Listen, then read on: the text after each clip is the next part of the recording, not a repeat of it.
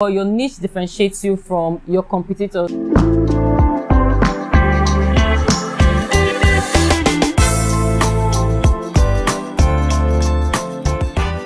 Prestigious soulmates, welcome to another episode of Real Talks with Precious. Here we talk about everything fashion, designing, the good, the bad, the ugly, everything that makes fashion what it is. So I've gotten a lot of requests from you, my prestigious soulmates, saying, oh Precious, why don't you talk to us about how to find our niche? Now I'm going to be addressing so many things about how to find your niche. I'll try to guide you on how to find your creative niche. Okay, soulmates, so your niche often refers to a position or an interest that allows you to thrive in a particular environment or area of strength. So it means it is something that you know how to do and not get tired of doing. That is actually what your niche is. So I want you to sit down and think about it. Look at everything you're doing. What is that thing that you're so passionate about that you don't get tired of doing? And then when you find out what that thing is, you can now, think of ways to bring up creative ideas that can make that thing even bigger, like better ways of doing what you already know how to do best and what you don't get tired of doing. Why is it important for you to find your niche? First of all, your niche differentiates you from your competitors. Personally, I'm a fashion designer turned a fashion design tutor, so I do not sew for commercial, okay? What I'm trying to say to you is that aside finding your niche, you can do other things that are related to your niche.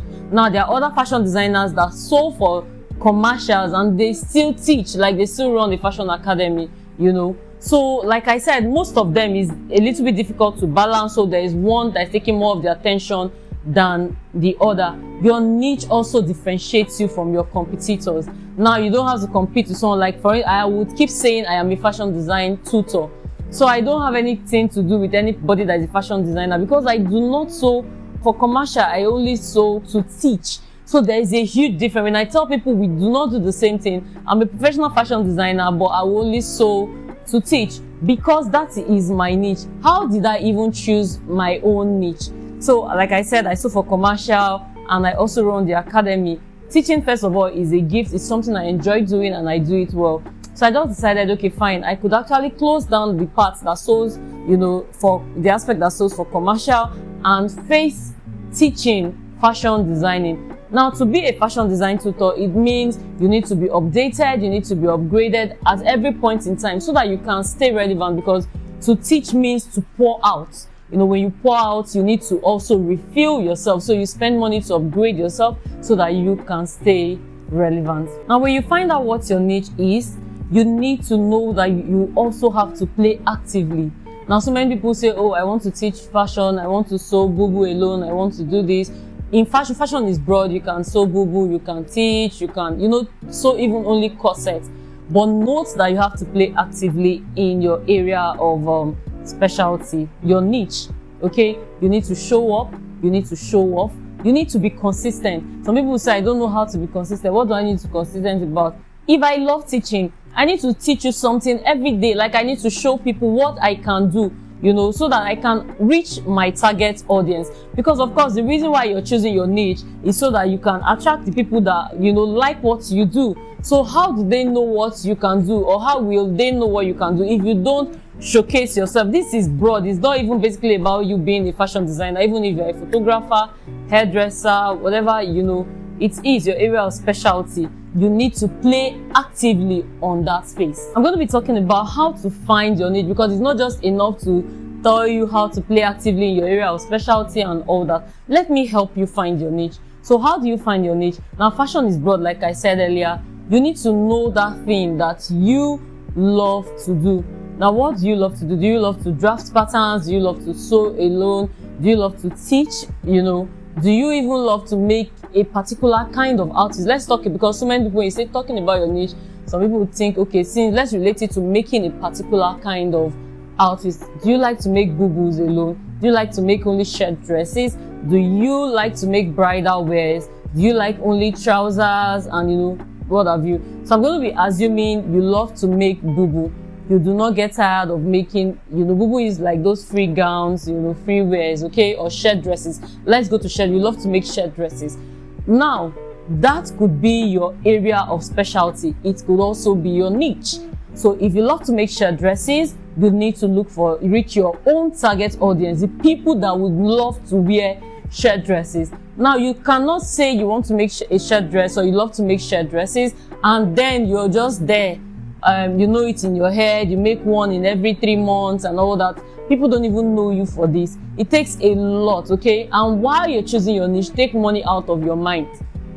You know, for the start, like for starters, just take money out of your mind and focus on how to build, you know, the brand to reach your target audience so that people can buy from you if they're not buying from you, so people can know that this is what you do. So before you get to that point, it means you need to be grounded in the basics of fashion designing. If you have not done your upgrade, you need it now. Upgrade is a must, because when you go to a fashion academy, I believe they touch every aspect of, you know, fashion that would help you, that will shape in your fashion career and also help you find your niche, okay? So I'm still talking about the shirt dress. You love to make shirt dress and then you choose that as your niche. After choosing making of shirt dress as your niche, you need to go out of your way, sketch beautiful designs of shirt dresses that people have not seen before. And you come out with these designs and your sketch, share your work process, make these dresses. Though I'm not asking you to go and make plenty, you just make some few samples, do your photo shoot, put them out there, tell a little bit of story about how you achieved these dresses, and then, you know, model it and keep it up. It's just like a circle. You keep going and going and going. You keep showing up, you keep showing up. Join different kinds of soul groups. You know, you can talk about the process of making your shirt dresses and all that. Note again that I said finding your niche does not mean you cannot do anything. You can choose your niche in shirt dresses. That does not stop you from making your Asoebi wears. That doesn't stop you from doing other things. But you already know that this particular one is my area of specialty. This is what I want to do. So while you're doing all these ones, you still following it until you are able to push it out enough and be known for it. We know several fashion designers in Nigeria, they sew only lace. We know fashion designers in Nigeria, they sew only Ankara. We know fashion designers in Nigeria, they're all about costumes. Okay, these are their area of specialties. And it is also known as a niche. So I cannot be going for a wedding now or a costume party and take my costume outfit to a fashion designer that makes only laces, corsets, or I'll go to a fashion designer that sews Ankara and all that. I would need to go to a costume fashion designer, a costumier. So it means, and if you notice, most of them that even sew this way, that have this kind of structure, they still do other things, but they are known for one thing, one very good thing. The one that sews lace and corset, the ones that sews only Ankara and lace, the ones that are only for costumes. Okay, this doesn't mean they don't do every other thing. So soulmate, if you're trying to find your niche, it is a good one. And if you've known it, or if you know what you want to do before you go into the fashion academy or go to learn fashion designing, I would advise you hold on a bit, finish your course, get grounded. Don't just go and say, oh, I want to learn how to make shirt dress alone. No, you need to know so much about, because fashion business is broad. You know, in your process of like focusing on your fashion, on your shirt dress, you can just divert to something else. You know, that doesn't mean you've forgotten that this is your niche or this is what you love to do. Okay, so that should not even mean that you cannot do every other thing. You should be able to do every other thing, but you know your area of specialty. Just for instance, the only thing is I don't sew for commercial, but there is nothing under women's wear that I cannot make.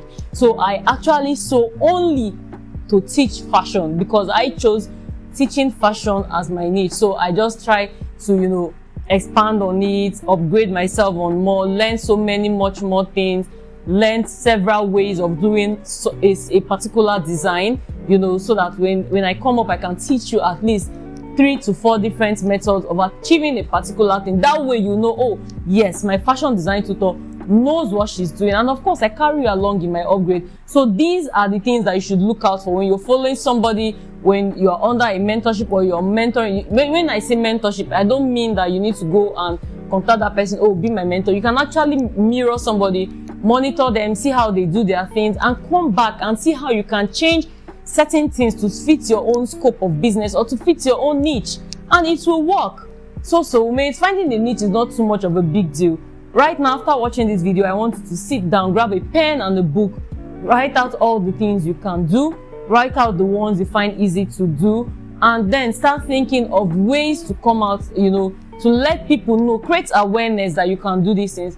How do you create this awareness? You create this awareness by showing up and showing off on that particular thing. You become consistent, you become persistent. And yes, the first thing you have to be overall is to be patient, because it takes time.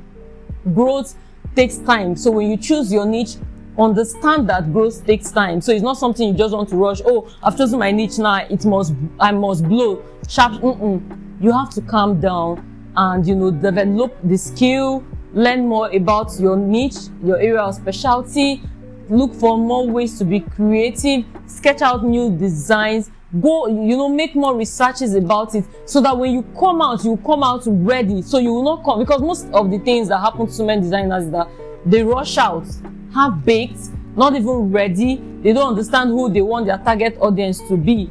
If, for instance, I'm choosing to make shirt dresses, I can target university students, okay? So when I'm running my adverts, I can run within a particular age range. I can run from 18 to 26 years, from 18 to 28 years, so that I target students, university students and all that. You can teach them several ways on how to rock a shirt dress with belt, with brooch, with different things, with bow, different poses, how you can rock your own shirt dress, the matching shoes for it, how they can rock it with headpiece, what kind of events can they wear these things to. So when you're talking about a niche, these are the things that you consider when you want to come out and show people. If I'm a bridal designer, I would come out to different kind of bridal gowns. I would let people, or my brides to be, know the kind of gowns that is suitable for a particular kind of, a particular session of their events, and why they should rock a particular kind of dress, and why they should not rock do's and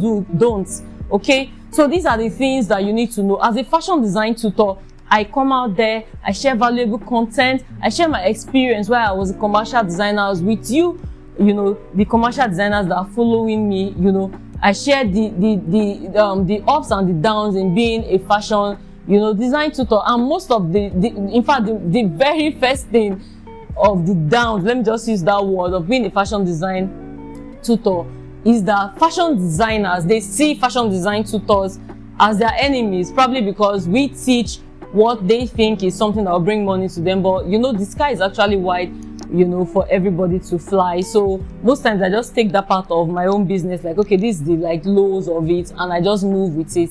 So soulmates, finding your niche is really very easy. Sit down, do an introspection of your own self, look at your career, see, or just look at it, think of the things you can do, and choose one that you can expatiate on, and think of who your target audience are, who are people you want to sell that market to, and start targeting them. You can target them through ads, you can target them through Facebook groups, social media. Make good use of social media to market these things. Even dress evangelism around your area. You can dress in a particular kind of way, rock these shirt dresses, go to a salon, go to the mall, walk around, let people see you.